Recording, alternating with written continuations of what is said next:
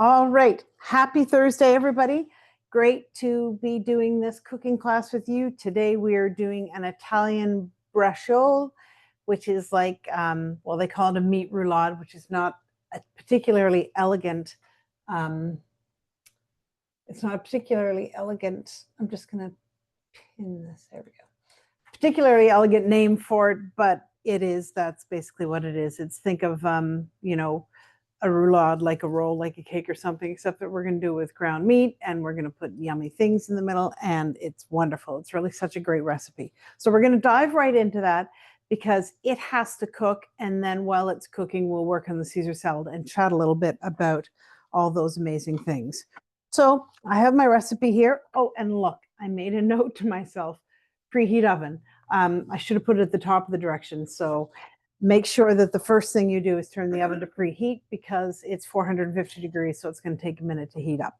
The other thing I want to mention is that I have noticed that I have a tendency to look down at what I'm doing when I'm cooking, and so you're looking at the top of my head, so I promise I will make an attempt not to do that quite so much. And I need my garbage bowl.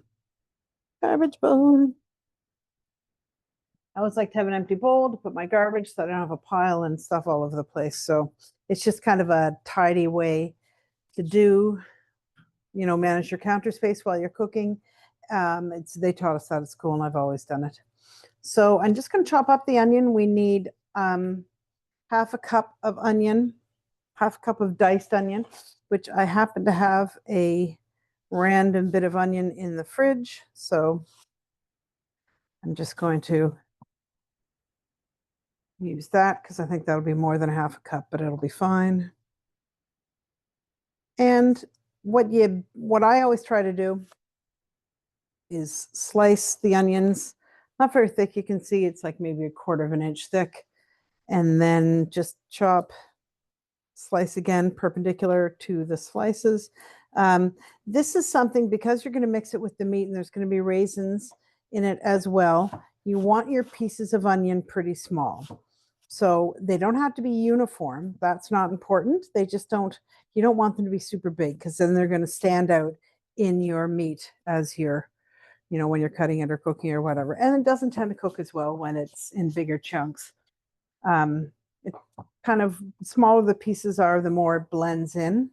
So that's always a nice thing, right? It just adds to the general flavor, but doesn't stand out in terms of texture, shape, or size. So we've got it chopped. And by the way, you can absolutely do this in a food processor if you would prefer to chop your onions in a food processor, which I don't do very often, but every once in a while I say, why don't I do that more often? Because it's just easier when I can do it in a food processor. Here I have my meat in the bowl. I've got ground beef and ground pork. You can use any combination. You can do it all beef. You can do it all pork. You can do lamb, beef, pork, any combination. I wouldn't so much do it with like a turkey or a chicken because it's a very lean meat and you're gonna end up with something a little bit dry. But any combination of beef, pork, or lamb lamb would be great for this.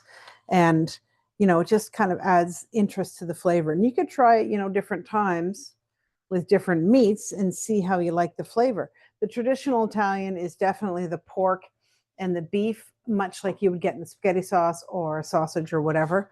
So I kind of like to stick with that, but it is good. I've made the other ones and it is good in a variety of ways. Okay, I had more than half a cup of onions.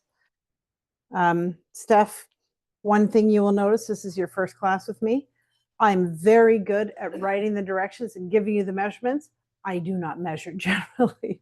There's some things I do measure, and you'll see that, but there's a lot of things that I just kind of don't. I wing it. And I encourage people to wing it a little bit because you sort of turn it into your own thing when you do it like that.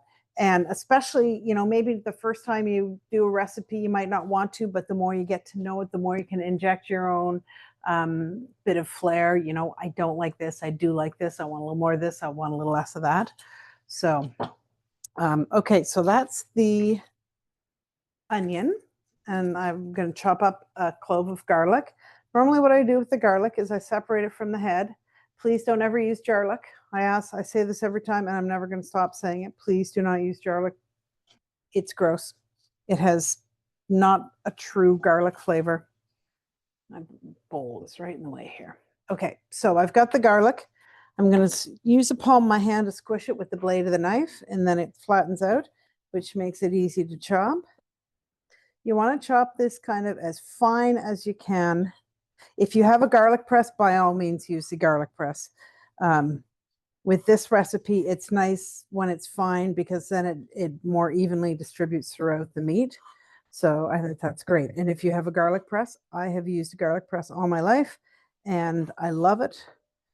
So I highly recommend using that. I had this really cool thing that I got from a kitchen store one time. I don't know if any of you have ever seen it.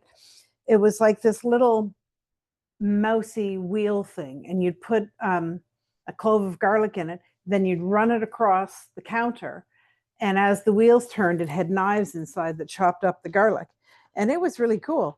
But my son was fascinated with it, so he took it one day, and that was the end of that. But it is a pretty cool, and I would be willing to bet his dad threw it away because that's how it rolls in our house. Hey, Mom, can I have this? Yes, and then their dad throws it away. So I don't have that anymore, but I have my garlic press and I have a knife. So we're just going to chop that up. And you can see it's pretty finely chopped, right? So it's going to mix in nicely with the meat. We have an egg we're going to put in here.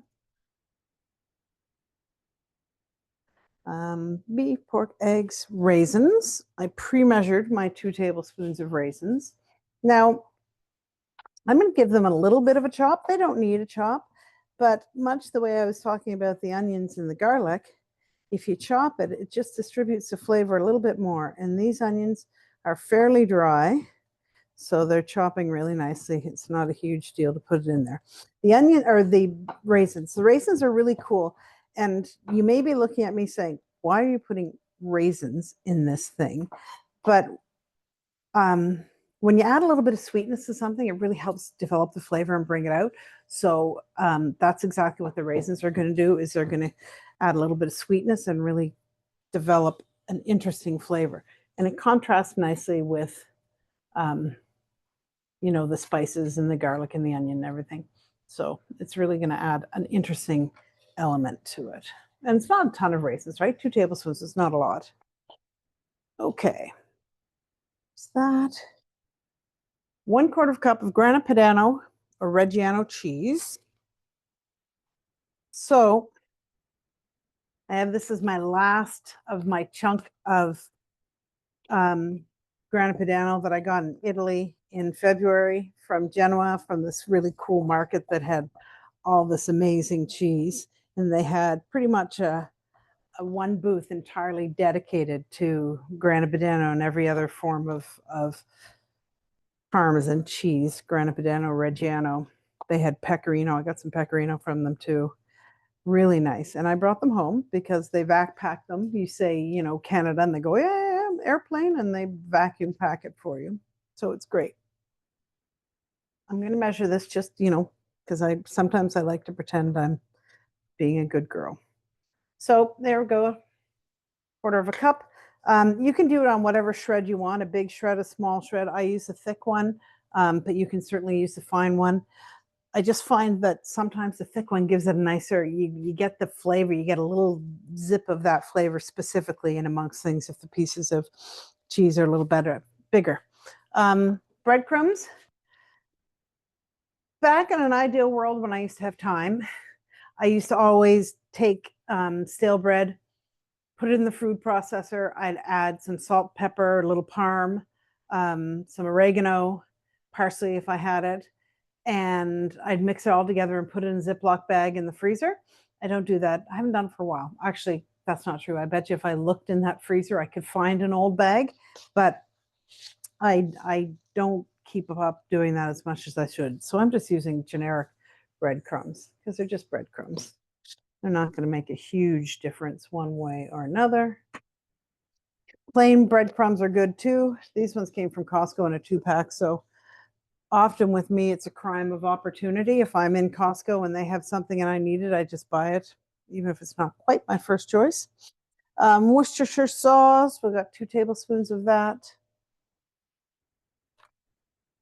I got my my favorite measuring spoon. Well, maybe I don't. I had it earlier, but I don't know where it went. Anyways, I have a 2 tablespoon measuring spoon, which I use all the time. It's surprising how often, there it is. Surprising how often I need 2 tablespoons. 2 tablespoons, 1/8 of a cup.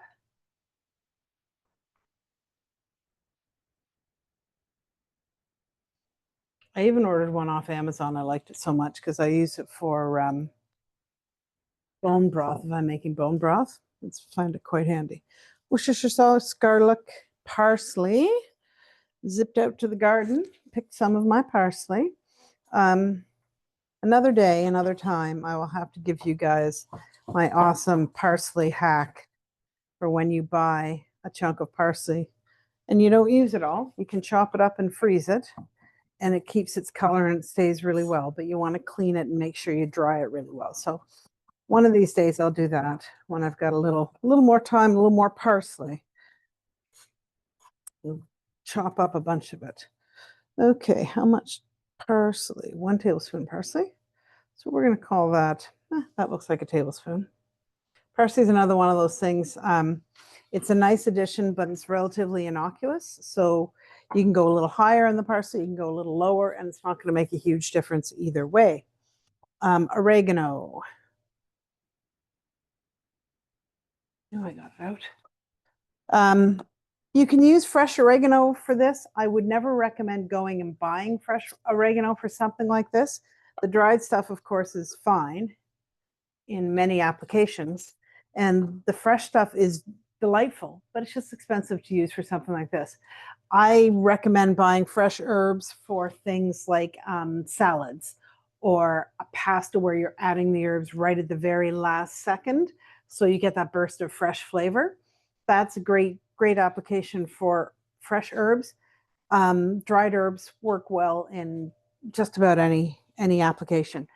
Steph, you were looking at the recipe, I think, for the orzo salad. I always use fresh herbs in there. I never use dried herbs. And actually, that's how that recipe came about. Was I had all these herbs and I thought, what am I going to do with them? Okay, I'm going to turn them into something. So it's funny. Sometimes my recipes come from the smallest little thing. It's like when you decide you want to buy a pair, you want to wear a pair of shoes one day and you put your outfit to match your shoes, right? Well, I made the recipe to to use up my herbs. Half a teaspoon of salt.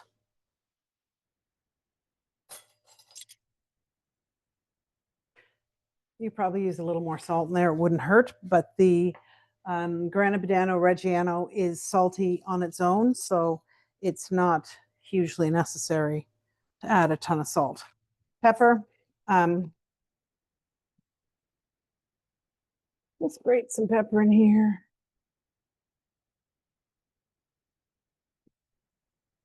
I was never a big fan of grated pepper. I don't know why, but now that's all I use. I was in a doing cooking class one time um, for a big group of people, and the recipe called for grated, and it was a lot of people, right? So I had a huge pot, and the recipe called for fresh ground pepper, and somebody said, how do you know how much pepper to put in? Like how long do you grate it? And I said, until my arm gets tired. And it was such a big group of people and such a big pot. Somebody came up and said, do you want me to finish grating that? I said, oh, that would be lovely. So I went on to something else and they stood there and kept going with the pepper. All right, so we've got all our ingredients in the bowl. The 2 meats, the onions, the cheese, the herbs, the salt, the pepper, the egg, which the egg will bind it and keep everything together. We're going to give this a really good mix. You can do this by hand. I always like mixing my things like this, whether I'm doing meatballs or whatever it is. I find it mixes so much better by hand. Usually I just put my hands right in it. Today I'm not, because it's just a little bit cleaner and easier for me to jump from task to task if I don't have meat all over my hands. This is honestly, I swear, one of my favorite recipes. Every time I make it, I cook it, I bring it out of the oven, I smell it, it smells amazing. I cut it up and it's like, oh, this is just so good. It's so satisfying. And once we stuff it with the cheese and the prosciutto and the spinach, it's just a lovely, lovely recipe. All right. So, and also because we're using two different kinds of meat, you want to make sure you've got it really mixed so you don't have little pockets of pork and pockets of beef. Not the end of the world if you do, for sure. But in terms of consistency and combining the flavors, it's really good to have it mixed well. And it's funny, you see these recipes and it says very gently mix the beef for the meatballs, trying not to handle it too much. I don't know why they say it. I always mix the shit out of it, to be honest, because I find that the more you mix it, the more the warmth from your hands softens the fat in the meat, which helps hold it together when you're laying it out or making a meatball or whatever. I don't tend to put eggs in my meatballs. I put very little bit of breadcrumbs, salt, pepper, oregano, maybe some cheese. I sort of wing them all the time. And so for me, when I get a piece of meat and I want to roll it into a ball, I roll it and roll it and roll it. And then it starts to soften the fat and then it stays together really nicely. So I don't know why people say that, but it is not my preferred method of doing it. Okay, so got this. If I was smart, I'd have whipped off my foil before I started mixing, but I'm not that smart. So that's fine. That's why I've got a glove on. So we're going to make a roll that's about 15 inches by 8 inches. So you need a good sized piece of foil for that. I'm just using the heavy duty long roll because that's what we have. I'm going to give it a little spray with cooking spray. Now you can use cooking spray for this. You can brush it with butter. You can brush it with a little bit of oil. Whatever you have on hand will work just fine. And this is just really for the rolling purposes because you don't want the meat to stick to the foil because obviously you're not going to roll like this with the foil inside, right? You're going to pat it out. So we'll see as we go. Now, the thinner you do this, the better the spiral, in my personal opinion, right? So if you've got it really thick, it's going to be, maybe a roll and a half, and then you'll get a little spiral on the inside.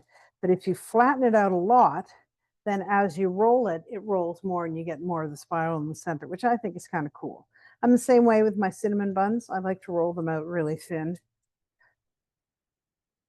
And then I get a nice spirally bun.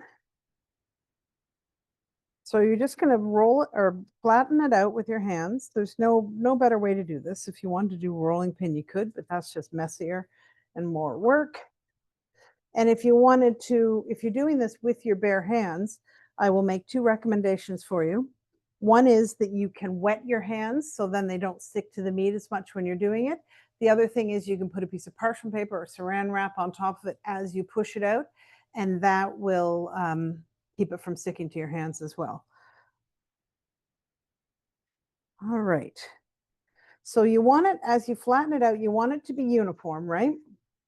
So that you've got the same thickness everywhere. I've got a little bit extra thickness on one side here. So I'm just going to keep patting it down.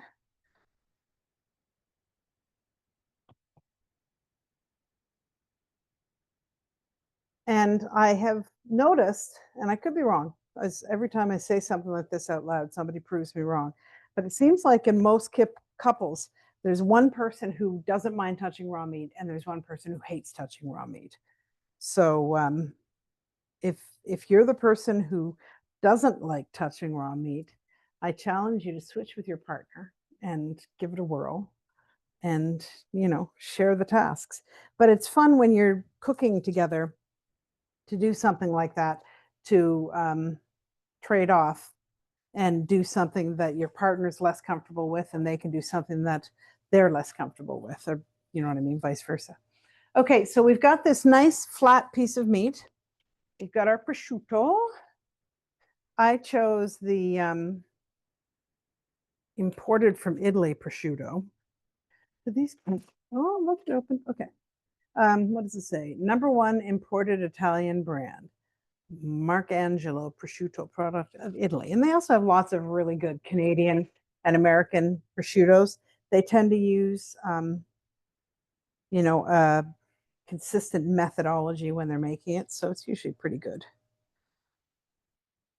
So we want 4 pieces. It's not going to be a ton of prosciutto. And of course, you can see the prosciutto is super thin, right? If you wanted to overlap it and use more slices, you absolutely can. I'm just going to put that like that. I better do a little quality control, make sure it's okay. It's good. It's super salty, which is normal.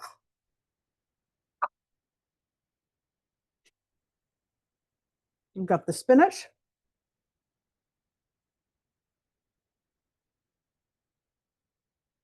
Now, when you put the spinach on, just rip the little stems off it. I remember back when spinach used to all be big, huge, gnarly leaves, and it all seems to be baby spinach now, which I think is a great evolution. I didn't like those big leaves. I think if you buy frozen spinach now, it will always be those big ones, but they're frozen so you can't tell. Just take the stems off.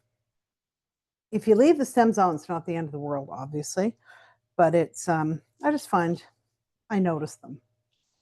So if you can take them off, you may as well. And we're just going to put a thin layer of spinach. But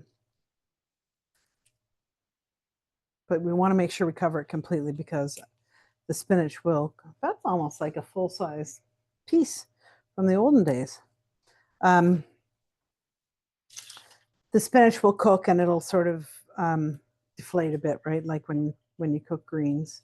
Some of these stems are so fine you don't even need to take them off, just for the little tiny leaves, right? But then sometimes they're also really long. And this, I think it says, what does the recipe say? A cup of spinach, just whatever spinach you need to cover your roulade. And I don't think you can buy just a cup of spinach. So I assume all of you have a little more than a cup of spinach on hand, should that be necessary. All right, let's see what we've got here.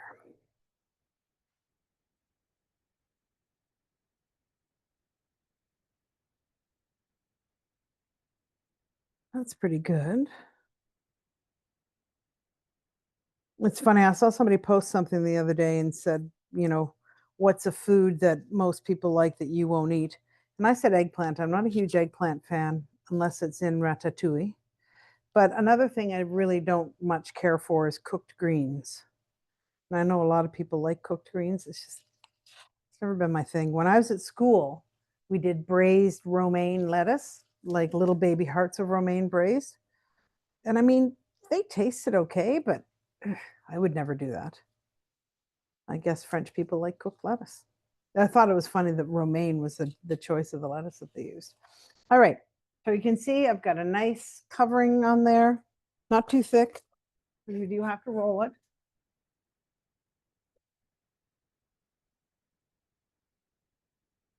And with mozzarella here.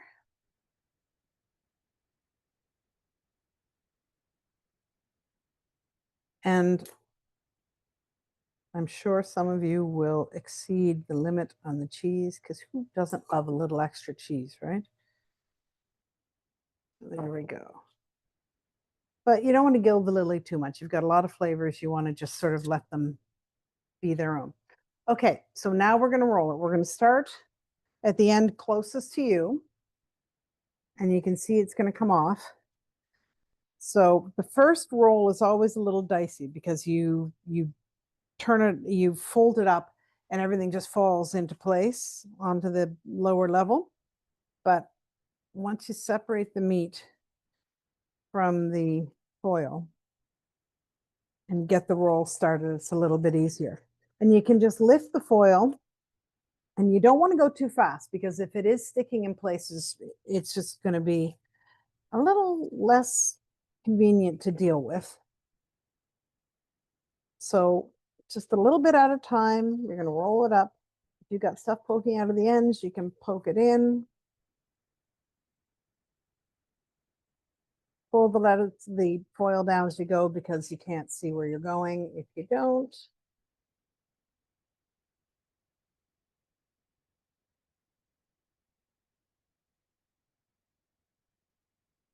You get to the end, you can just scrunch it, stuff the cheese back in.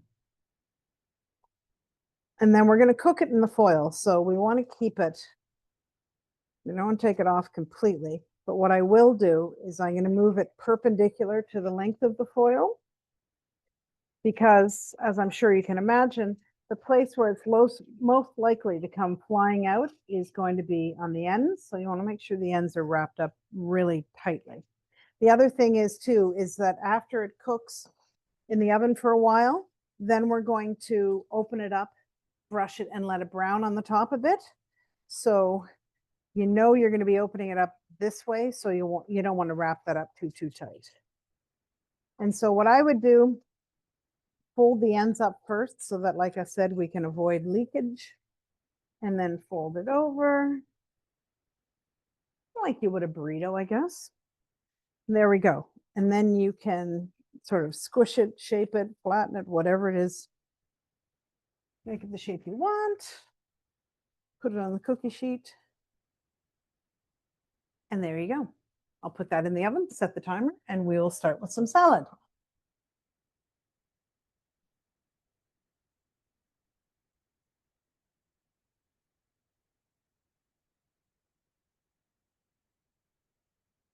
So it says 30 minutes. I'm going to put it in for 40 just to be safe, because it's a fairly big roll of meat. And I know that sometimes it's not quite as cooked in the middle, which is usually fine for me, but not everybody wants it a little bit pink in the middle still. So you want to cook it quite a bit. So I just put it on for about 10 extra minutes. And if you want to edit that, or I can go in and edit it in the recipe. For some reason, I thought it said 45. So, all right, let's clean this off. Parsley, a little oregano, some onion. Okay, so now we shall make the Caesar salad. So I'm going to warn you that my Caesar salad is not for sissies. And it's not terribly harsh and potent, but I do like a lot of garlic, and I like that fresh garlic flavor in my Caesar salad because I think that's just makes a great Caesar salad. To be honest, I like the Caesar salad with so much garlic that it kind of feels spicy in your mouth, but I don't tend to make that one because it's hard to live with other people when you've had a Caesar salad that's got so much garlic in it. But so I'm going to do it in a mini food processor. If you are not doing it in a mini food processor, you can just do it in a measuring cup, or you can do it in a big food processor as well, obviously. But you can just do it in a measuring cup. I grew up with my parents always doing it in the measuring cup. What they did was they would put the oil on the counter with a garlic clove in it and let it sit for most of the day, and then the flavor of the garlic would really come out. I circumvent that now by just chopping it up, making sure it's finely chopped. So, and in order to make sure your garlic is finely chopped, you want to process that in the food processor first, just the garlic on its own. If you're using a big full-size food processor, start the food processor and drop it through the chute when it's running is the best way to do it. If you are doing it in a cup, then you can either use a garlic press, in which case no further discussion is needed. If you don't have a garlic press and you're just chopping it by hand, again, much like with the meatloaf, make sure you chop it really well, because as much as we all like garlic, nobody wants like a mouthful of, ooh, that was a really big piece of garlic. So that is my personal opinion. And I'm making the Caesar salad now, and it will be great for dinner, obviously. But if you can do it earlier in the day and let the flavors mingle, that's always a really nice way to do it as well, because then you get sort of the maximum oomph from everything. And to be honest, if you do it earlier in the day, you can get by with using a little bit less garlic. You could do it with 2 cloves instead of 3, because the flavors do sort of break out a little bit. Okay, so I'm going to put these in here.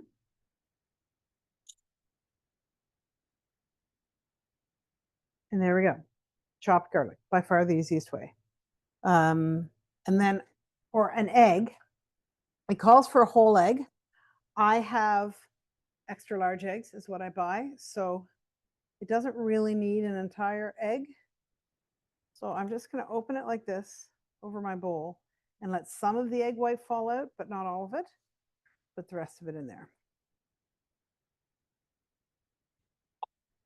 And I went to the store and they did not have anchovy paste. Have to use anchovy paste. Caesar salad is not the same without anchovies. So I have to use whole anchovies here. And I'm just going to do 1.5. And you don't need a lot of anchovy, but it gives it sort of a salty, distinctive flavor. And it's really good, even if you don't like anchovies. Anytime I've met somebody who doesn't like anchovies and I make them my Caesar salad with no anchovies, they're like, oh, there's something missing in here. It's like, yeah, it's the anchovies. So they are an important part of Caesar salad. So I'm just going to chop this with the anchovies and the egg yolk and the garlic.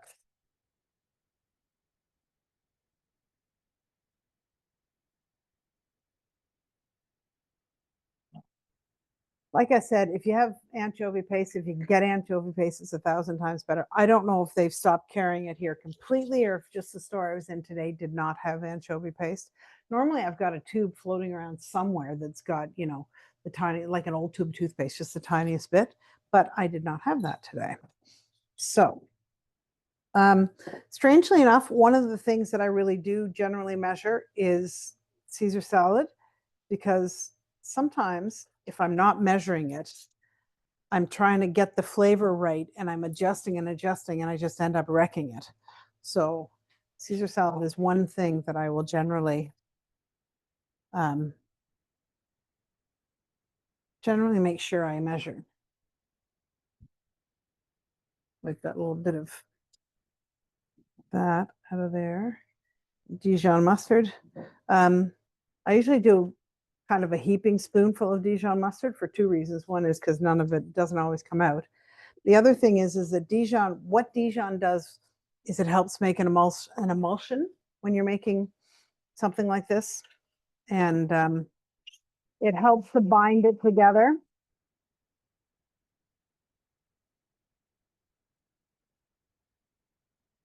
Okay, so before I add the red wine vinegar, so I've got the egg, the garlic, the anchovy paste, red wine, or the Dijon mustard, the Worcestershire sauce in here. So before I add anything else, I'm going to add the oil. So I just pre-measured this to make it easier. I will confess that I cooked the bacon a little bit in advance, and the bacon drippings I put in here too, because bacon makes everything better. But I don't always do that, so of course it's completely optional. And if you're not using bacon at all, then no big deal. If you want to put bacon in and you don't like bacon or pork, then you can absolutely put turkey bacon or something in there just to give that little bit of smoky flavor, right? Okay, so I happen to have a food processor, and a lot of them do these days. It has a little hole here, and this is for dribbling things in to make mayonnaise that pours it in a very fine stream. So I'm going to use that, and I apologize for the noise.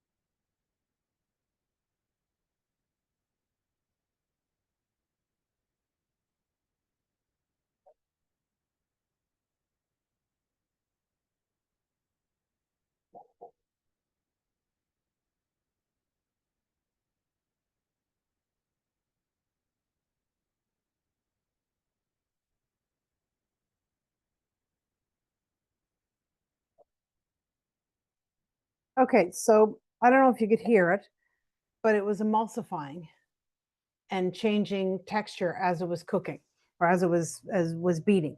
That's the eggs and the mustard combination with the oil, pouring it in really slowly. Now I have two different Caesar recipes. One is very different from this, but it's still Caesar salad, but it's got a really strong, really garlic anchovy type flavor, and it's so good. And 100% of the time when I make that, it's a mayonnaise base. It combines and makes thick emulsified dressing. With this recipe, I would say it's 50-50. Sometimes it's just runny, like salad dressing, and sometimes it's thick like mayonnaise. So if you're doing it by hand, a fun way to do it is to have one of you hold the bowl while the other one whisks. And, one person can hold with one hand and pour the oil in while the other person whisks. The trick is absolutely to pour the oil as slowly as possible, right? So even a drip at a time, it would take you forever. But I'll show you a little bit if I can do this. Show you how slow this stream was going, and you can get the idea because of how long it took me. Okay, so I put this here in a perfect world. That should show you how slow the oil comes out. So it's really and it's oil, so it's a little bit slower, right? But it's a pretty fine dribble. You can't see that very well, I'm sorry. But you can tell you're not dumping it all in at once. So it takes a while to go in, and that's what it is. The slower the dribble, the thicker the mayonnaise, the hollandaise, when you're doing anything like that with an emulsion with a fat, and well, two fats really, because an egg yolk is fat, right? So you're combining the two. So if I had dumped all this oil in and not done it that way, it would very much be just an oil and vinegar type dressing. But because I did it slowly, it formed the emulsion that I wanted it to form. So now I'm going to add Tabasco. For some reason, I really like a spicy Caesar, but Tabasco is completely optional. If you're not a spicy person, then please don't put it in. It is not crucial to your dressing. Red wine vinegar, and often I will use cider vinegar as well. Just don't use white vinegar because it's pretty harsh. But red wine vinegar or cider vinegar is fine. Also, don't use balsamic because, first of all, it's a little bit too mild. And second of all, it's just brown and it turns everything brown. And what I'm looking for, my lemon. And my lemon. Lemonade. Mustard out of there. Easier to clean. All right. So, rough guide, 1 lemon will give you 1/4 of a cup of lemon juice. Can't guarantee that. You get some lemons, I'm sure you've seen them, that are pretty much just a hard ball of nothing and no juice comes out.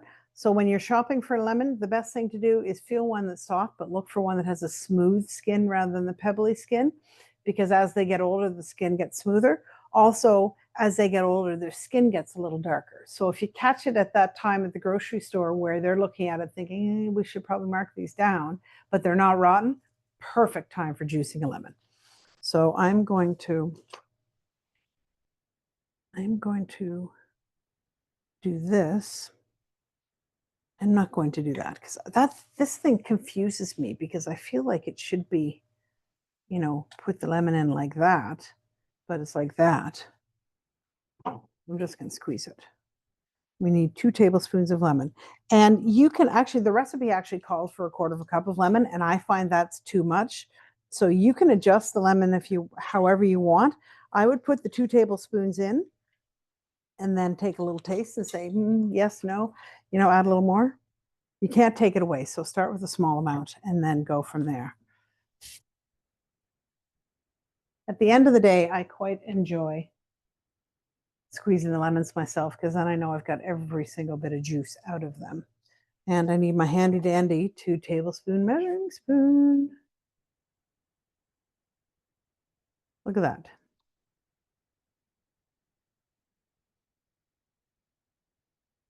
Plus the lid. There it is. It's a water experiment.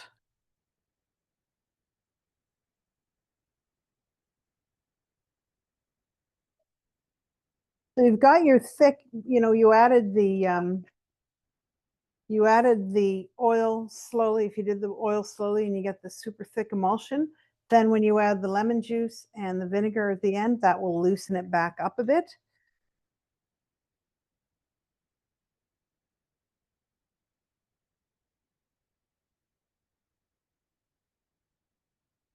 There you go.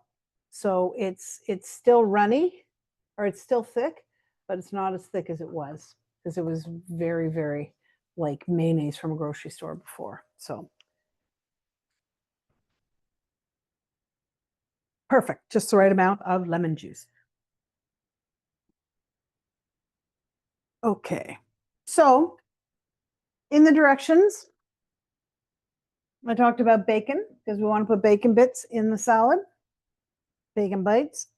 Here is my bacon. It's soft and pliable. It's nice to keep it a little soft and not make it hard and crispy. It just has better flavor. It's easier to eat. It's not like little rock projects that you find in your salad. So I cooked it in strips. Sometimes I chop it before I cook it. If you chop it before you cook it, it's really easy. You just heat the frying pan, you put the bacon in, and just stir it around until it's cooked to the consistency that you want, and then put it on paper towel to drain it off. I cooked it in strips today. I'm going to cut it into these nice little pieces. And essentially, if you're cooking it after you chop it, you're cooking in the same size pieces. It's just raw. And you don't have to cut it after it's cooked. There we go. Those are nice bacon bits. And if you want to use the store brand ones, if those are what you're accustomed to using, by all means. I just think if you use the real bacon or turkey bacon, then it's got a slightly nicer flavor.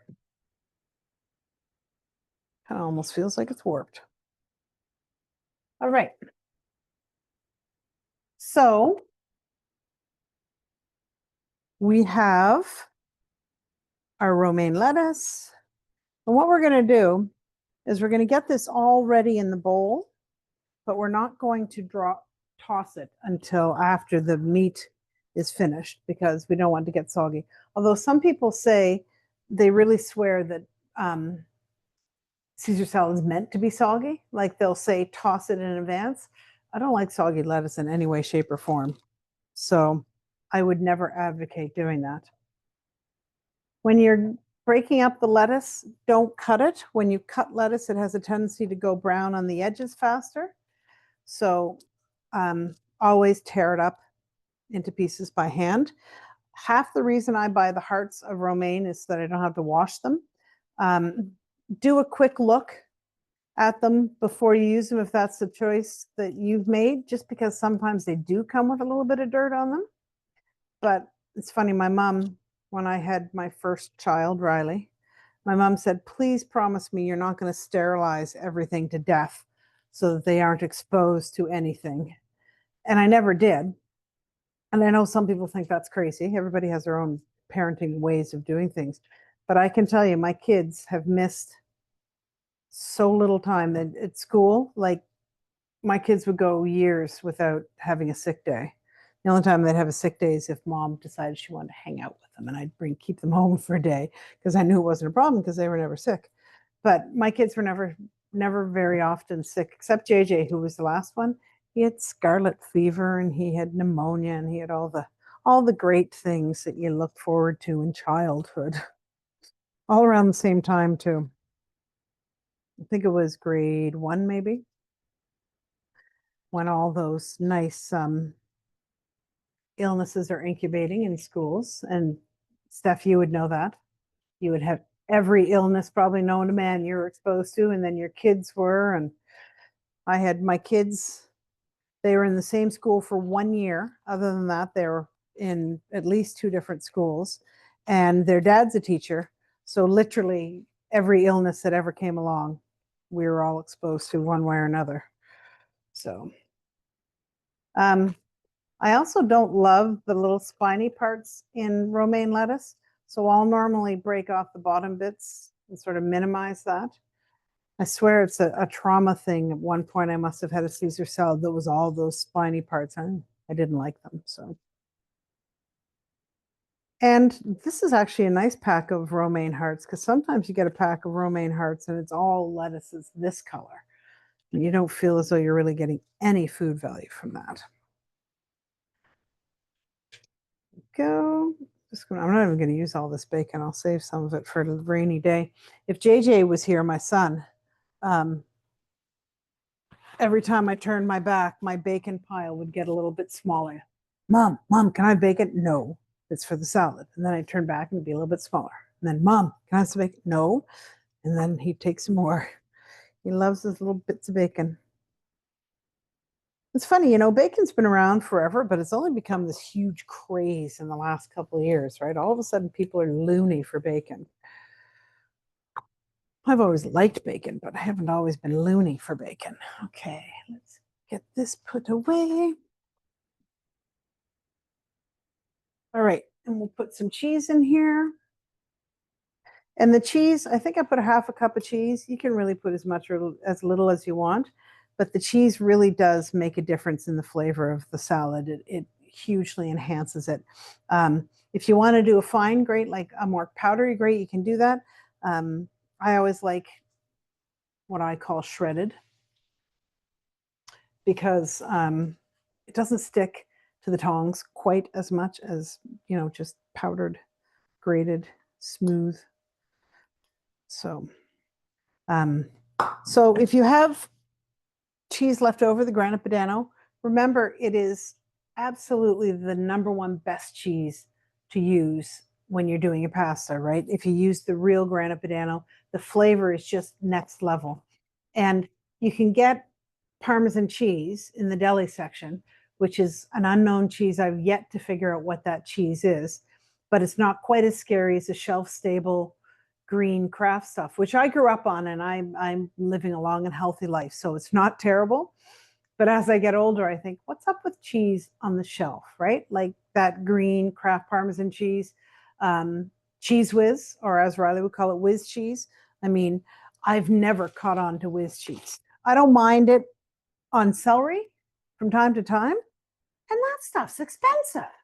Cheese Whiz is not an inexpensive shelf-stable cheese, but it is what it is. A lot of people, I worked with a lady who used to love a cinnamon raisin bagel with Cheese Whiz on it. And I'm like, that's about the last combination. And Billy, didn't you say you like cinnamon raisin somethings with Cheese Whiz?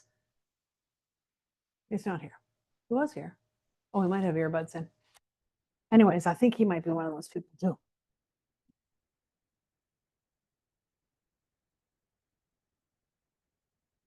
All right, so I think that's it for the salad. So that's all ready to go.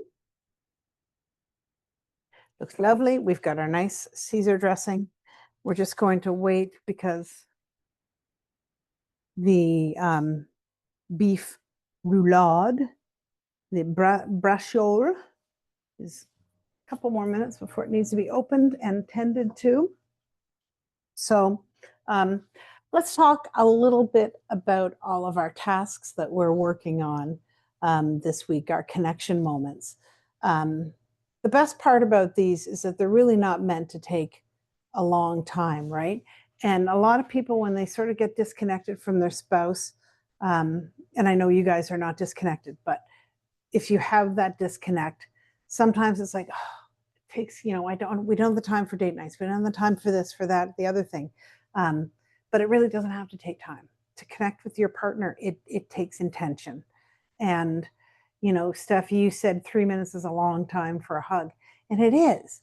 But you know what? It's you melt into them, and it's that contact that so often it's okay, see you later, have a great day, and you're rushing out the door, but you stop and take the time, and you're focusing your attention solely on that person. And there's a million different little ways you can do it. One of the things I put in the list was just walk to the end of the driveway, right? That'll take 2 minutes. Take us 2 minutes to walk down to the end of the driveway, but I saw Hen and Danny went for a walk the other day, and it's just stepping out of the door, just the two of you, and thinking about yourselves in that little cone of silence. It's just the two of you going and doing something, and you're putting everything else behind you for a minute while you focus exclusively on your partner. And that's the type of thing, I mean, you know, when you're busy, when you've got kids and you've got business and jobs and all of these things, you know, it's not unusual to say, I can't remember the last time we took a few minutes to just stop. And you might sit on the couch together every night on your phones, on your iPad, on your computer, and that's not connecting. And so that's really the point of these little 3-minute exercises, is to put everything else aside. And it's just you and your partner, whether you're hugging or you're looking at each other, you're going for a walk to the end of the driveway and back, whatever it is it's saying, okay, for these next 3 minutes, you are my primary focus of attention. That's it. There's nothing else. There's no phone, there's no kids or whatever. And it's hard. I mean, we so often, I try not to be on my phone when we're eating. And the only time I usually am is if one of my kids is, and they have the worst timing in the world. As soon as you sit down, it's like, Mom, Paris, yesterday, Paris texted me yesterday. She goes, Mom, she's in Toronto. Should I adopt a 10-year-old husky? And I'm like, no, you have 2 jobs. You're never home. You're in an apartment on the 16th floor in Toronto. No, you should not adopt a 10-year-old husky. She sent me a picture, and he's adorable. I mean, I will absolutely give her that. He is sweet. But anyway, so these are the really earth-shattering things that I'm often picking up my phone going, oh, what does Paris want? And it's like, should I adopt? It's like, no, you shouldn't. But I digress. I try not to be on my phone during dinner unless I'm in the middle of something that's sort of a conversation that needs to be completed. But for the most part, and Billy's never on his phone. And, you know, we're talking to each other, we're interacting, we're connecting. And I hear a lot of people say, and even when my kids were young, I heard so many parents say, oh, we don't have time to have dinner together. But you do, if you make that time. And I mean, I had 3 kids involved in every sport known to man, right? We had hockey and lacrosse and basketball and paddling, and maybe that's it, but 3 kids doing most of those sports. And it was tough. And dinner was absolutely not the same time every day. But if Paris had, you know, basketball at 6 and JJ had hockey at 6:30 and Riley had paddling at 3, then we were having a rush dinner at, you know, 5 o'clock to make sure we all sat down and had something nutritious when everybody's running in different directions. So dinner was at different times, but we made sure we had the time together. And my kids still appreciate that. I'm a little appalled when I hear the girls tell me that when they're at their dad's house, he calls JJ for dinner and JJ just doesn't come down. And I'm like, then you go up and get him and drag him down to sit down at the table for dinner, right? But it does get harder and harder with teenagers to get them, or young adults, to get them in the same place at the same time. And my kids are so scattered that a while ago I sent JJ a message and I said, can I book you for dinner every Sunday night for the next 5 years? So I have him booked, and he'll text me. I'll say, Mom, I know you book me every Sunday for the next 5 years, but I have to work until 6 on Sunday. Can I come on Monday instead? And it's like, yes, we can do Monday instead. So, you know, but it's such a great time because there's food, and people are thinking about their stomachs, and they're hungry, and they're, you know, their senses, right? They see the food, they taste it, they smell it. And the senses are very much how we interact with other people too, right? I mean, the pheromones or somebody's scent or somebody's perfume. How often if I smell perfume and I'm like, that smells like my mother, and I'm just like right back there, right? And so all of this stuff ties together, which is why I say that the love language of food is so potent, and why you connect through cooking and spending time in the kitchen is because you're using all your senses, and you're thinking, talking, tasting, you know, and it's just, yeah, there's so much fun when you take the time to cook together, and you learn to work as a team as well, right?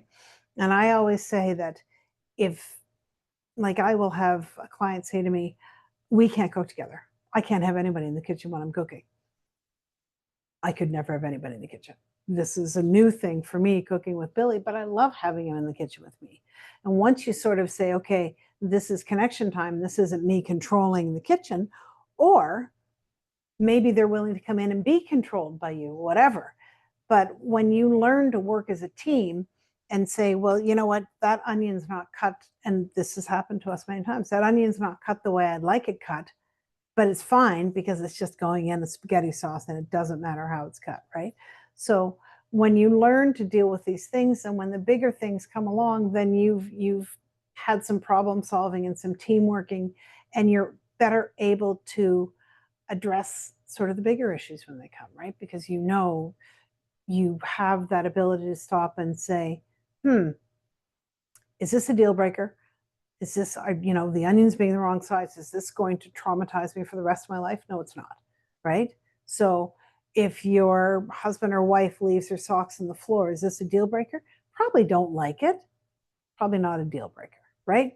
So it's when you're in the kitchen, you learn to sort of problem solve through things that maybe you wouldn't, you'd normally say, well, I'm in the kitchen, I do it my way. If you want in here, you can do it my way. But when you learn to cook with somebody else, then you learn to do other things, you get skills from it. And then, of course, at the end of it, you have an amazing meal that you've prepared together, and you get to enjoy the food. But also, if something's turned out wrong, sometimes those are the best memories, right? It's like, oh, do you remember that time we made the meatloaf and I unwrapped it and it fell all over the place, or whatever? It's there's so many things you can learn. So let's open this now. I'm not leaning in for my facial from the oven, which I do sometimes. Oh, it smells good. Okay. Put this here so that I don't touch it. Oh, that looks beautiful. And you can see it's really nicely cooked. Yeah, that's awesome. Okay, so I'm going to open it up like this, leave it exposed for a moment, or, for the rest of the cooking time. You take some olive oil,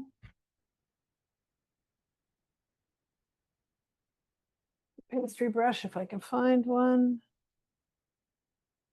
I can't find one. Oh, here it is. So this is a really nice olive oil. I'll give you my spiel about olive oil, and some of you may have seen it before, but I can never give this enough. Good olive oil is so different from the stuff you get in the store that has been on the counter for God knows how long. This stuff it has a date. It was made in 2024, 06, 27. So it's about a year old was when it was produced. And it says it's best before. Okay, I got to get the right. Best before 2027, December 25th. I wholly disagree with that. I would never keep olive oil for that long, nor would it ever last that long. Olive oil is the juice from an olive. If you put orange juice in the fridge and leave it there for 2 years, what are you going to get? It's not going to taste very good, right? So if you ever have tasted a really good quality olive oil, a fresh one, the difference in flavor is insane. Like, it's so good. So just squeeze a little bit on the top, brush it over. And this is just so that when I put this back in the oven, it sort of gets a little colorful and it looks great. But you can see, and this is part of the raisins too, but the color already looks really nice. And put them back in, and then I'll finish my spiel about olive oil. So the fresher the olive oil, the better the flavor. And if you taste an olive oil that's really fresh, and there's specialty olive oil stores around where you can get it. There's a couple in Halifax, and there's a company called Veronica Foods that has stores all over the United States and Canada, I think.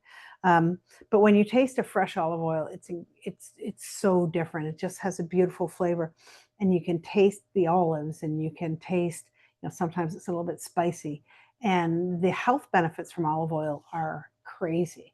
Like, it helps with your joints, and it helps with your digestion. And if you research it, there's so many benefits to olive oil, and the fresh olive oil is what's going to give you the benefits. The stuff that you get in the grocery store, it's been on the shelf for a while, it's not going to have anything left in it, no life at all.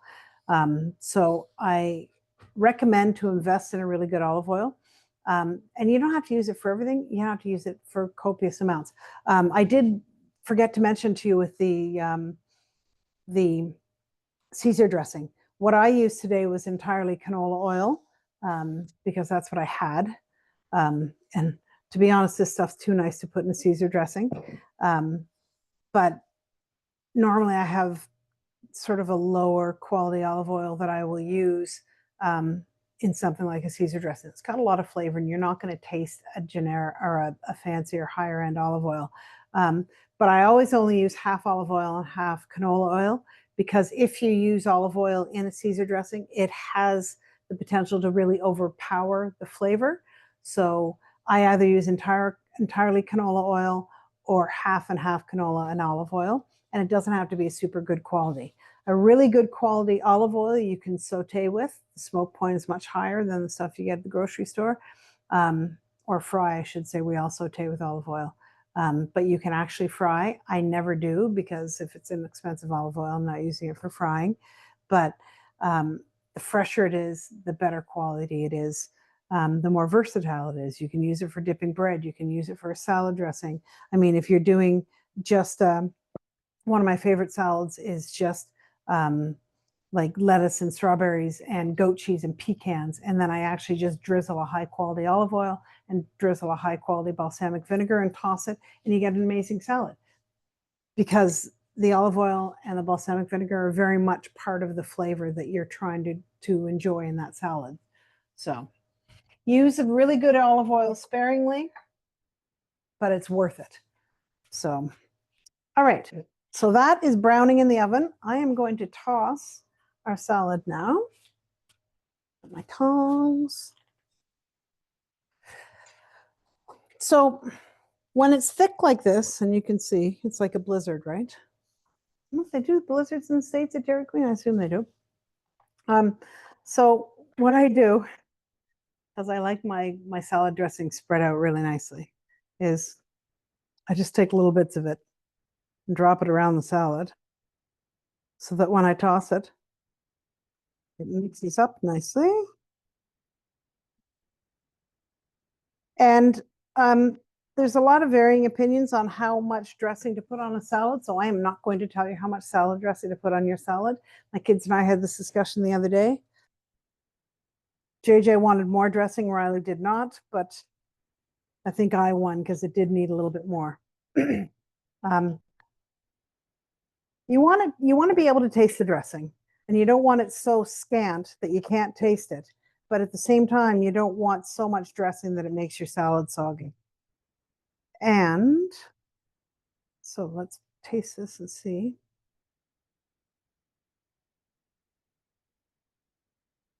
Needs just a little more dressing.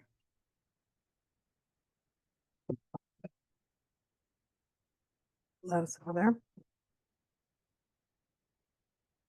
And once you have it tossed up, then you can put the croutons on. You don't want to put the croutons on when you're doing your initial tossing, because then they get soggy. Normally, I will make my croutons very easy to make.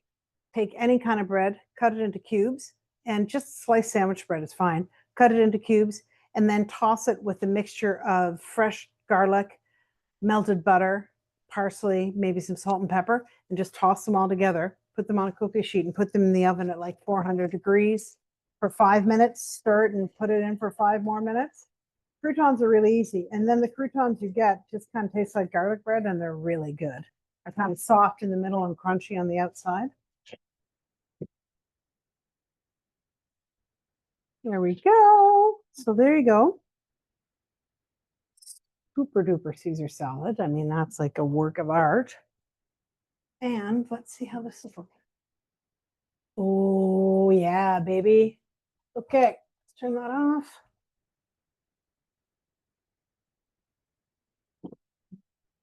Check that out. It looks amazing. It got nice and golden just from that little bit of olive oil. I'm going to try and move that off without burning my fingers. I know I could use an oven mitt, but that would be easy. Here we go. Okay, so there it is, our beautiful meatloaf roll.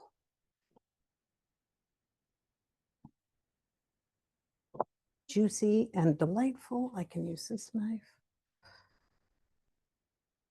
And just be careful because, of course, there is juice in the bottom of that. So if you cut through the foil when you're cutting the roll, you're going to make a little bit of a messy boo-boo.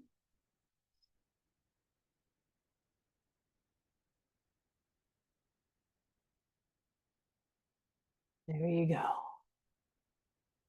All cheesy and spinachy. A little bit of Caesar salad.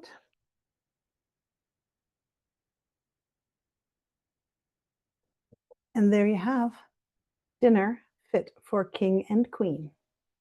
So that's it. If you encounter any problems or have any questions, by all means, comment in the group or send me a DM. You know I'm always around.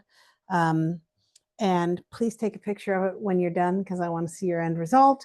And most of all, have fun cooking and eating your meal together because these are the moments that are wonderful to share with each other. So have a great day. Have a great evening. Enjoy your meal. And we'll see you next week for the next cooking class. Take care.